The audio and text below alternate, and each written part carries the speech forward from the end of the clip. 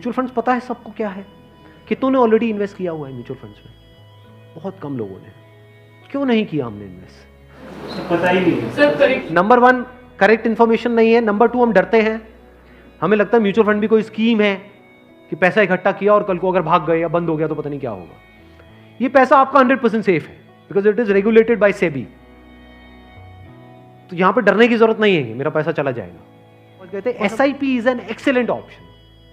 SIP का मतलब होता है कि आपने अपना एक अमाउंट फिक्स कर लिया, हर महीने का इतना अमाउंट तो एसआईपी में देना ही देना है म्यूचुअल फंड में। अब म्यूचुअल फंड कैसे चूज करें? हजारों म्यूचुअल फंड है। लार्ज कैप इक्विटी फंड को पकड़ो। वो भी कुछ वेबसाइट्स है जैसे मनी कंट्रोल है, वैल्यू रिसर्च है, वहां पर जाकर के देखो उन फंड्स की रेटिंग कम से कम 4 से 5 स्टार होनी चाहिए। कोई ऐसा फंड है उसकी 1 या 2 स्टार की रेटिंग है, मत करो उसमें। बल्कि ऐसा फंड होना चाहिए जो हर वेबसाइट पे 4 या 5 स्टार की रेटिंग हो। अब आपने क्या किया कि हर महीने का अपना एक अमाउंट फिक्स कर लिया। दैट कुड बी एनीथिंग, 1000 रुपए, 2000 रुपए, 3000 रुपए, 4000, 5000, what ever that amount is. SIP के थ्रू ऑटोमेटिकली इतना अमाउंट आपके अकाउंट से डेबिट होता चला जाएगा over a period of next 10 years, 20 years, 30 years. अभी स्मार्ट इन्वेस्टमेंट क्यों है? एक तरफ से मैं इंश्योरेंस के लिए मना कर रहा था, इसके लिए स्मार्ट क्यों है? क्योंकि यहां पे आपका पैसा नहीं कट रहा है। जो पैसा आप लगा रहे हो पूरा का पूरा इन्वेस्ट हो रहा है। इसमें भी 2 ऑप्शन है, एक आप ब्रोकर के थ्रू जा सकते हो, एक है डायरेक्ट जा सकते हो। तो वहां पे आपका 1% और बच जाएगा। मान लो टोटल 1.5% कटना था हर साल का, तो अब कितना कटेगा? सिर्फ आधा %। अभी 1% सुनने में छोटा लगता है, but over a period of 20-30 years ये लाखों रुपए का होता है। मतलब डिसीजन लेने में कुछ मिनट्स लगते हैं इन बातों को समझने में, लेकिन आने वाले टाइम में यही फर्क होगा कि आपके अकाउंट में लाखों है, करोड़ों है, क्या है। अच्छा, म्यूचुअल फंड क्यों और स्टॉक्स क्यों नहीं? क्योंकि स्टॉक्स में आप 1 या 2 या 4 में इन्वेस्ट कर रहे हो। म्यूचुअल फंड जो है वो डिवाइड कर देते हैं। वो मान लो 50 में उन्होंने इन्वेस्ट कर दिया, तो अब अगर उसमें से एक कंपनी बंद भी हो गई तब भी प्रोपोर्शनेटली जो आपने इन्वेस्टमेंट करी है उसमें उसका परसेंटेज क्या था? मान लो 2%, तो आपको 100 रुपए 98 रह गया, बस इतना ही हुआ। अब मार्केट में सबसे बड़ा डर लोगों को यह होता है जो म्यूचुअल फंड में नहीं इन्वेस्ट करते हैं कि कल को नीचे आ गया तो क्या होगा, क्योंकि नीचे आने की कोई लिमिट नहीं है। एफडी में यह है कि नीचे नहीं आएगा, इंटरेस्ट कम हो सकता है, नीचे नहीं आएगा। तो म्यूचुअल फंड में लोग नीचे आने के नाम से डरते हैं, ऊपर जाने में कोई डर नहीं है।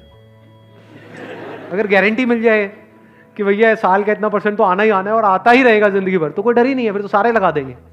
बट कोई गारंटी नहीं है ना, और नीचे भी जा सकता है। तो अगर कुछ ऐसा हो जाए कि अगर म्यूचुअल फंड नीचे भी जाए तब भी आपका फायदा हो जाए, तो प्रॉब्लम सॉल्व हो गई ना। ये मेरी अपनी स्ट्रैटेजी है, ये कोई किसी बुक में नहीं है या कोई थ्योरी नहीं है, ये मेरी अपनी स्ट्रैटेजी है, वो मैं आप लोगों के साथ में शेयर कर रहा हूँ। आपको क्या करना है, मोटा मोटा स्टॉक मार्केट को ट्रैक करना है।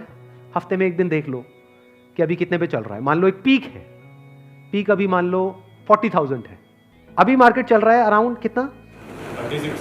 37 के अराउंड चल रहा है। तो मेरी स्ट्रैटेजी क्या है, जैसे ही मार्केट 20% से नीचे गिर जाए कि मार्केट की ये पीक है, मान लो 40,000 है, अब मार्केट 30,000 पे आ गया है, तो आपने क्या किया? पहले इन्वेस्ट किया हुआ था एसआईपी में, लार्ज कैप्स में। आप इमीडिएटली जैसे ही मार्केट 30 पे आई, आप स्विच कर गए मिड कैप में, not even in small cap, mid cap.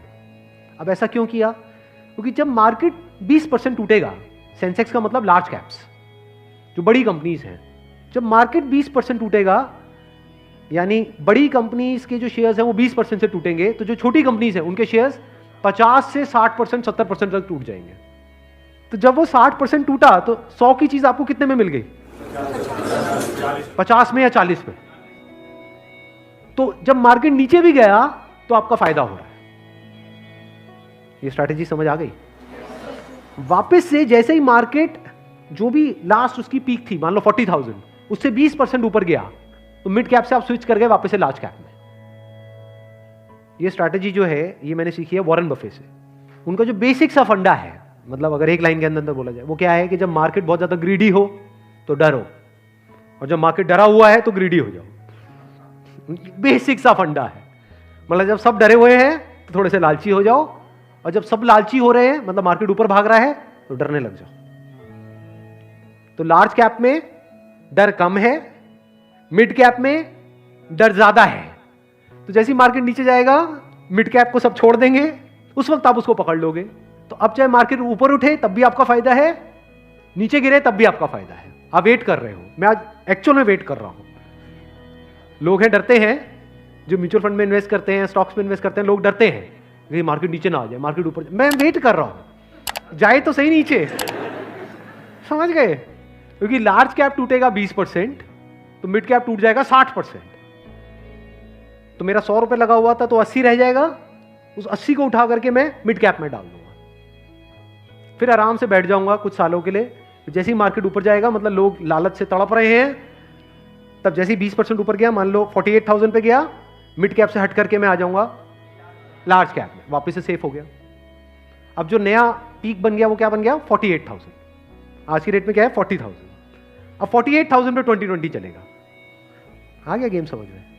तो यहां से आप पीसफुल हो, नहीं तो लोग डरे ही रहते हैं, म्यूचुअल फंड के नाम से डरते हैं। क्यों डरते हैं? अरे कम हो रहा है, कम हो रहा है, कम हो रहा है। कम हो रहा है तो बढ़िया है, तब भी आपका फायदा है, और बढ़ रहा है तो फायदा है ही है।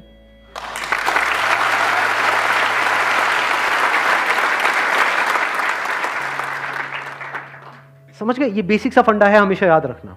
मतलब मासिस की जो साइकी है उससे आप कुछ अलग करोगे तभी आपके साथ कुछ अलग होगा, नहीं तो पूरी मार्केट रो रही होगी, आप भी बैठ करके रो रहे होंगे। अरे टूट गया, टूट गया, टूट गया, टूट गया, अरे गिर गया, गिर गया, गिर गया, गिर गया, मैं बर्बाद हो गया, मैं बर्बाद। बर्बादी में भी आपका जश्न होगा अगर इस तरह से आप समझ पा रहे हो तो। Thank you so much.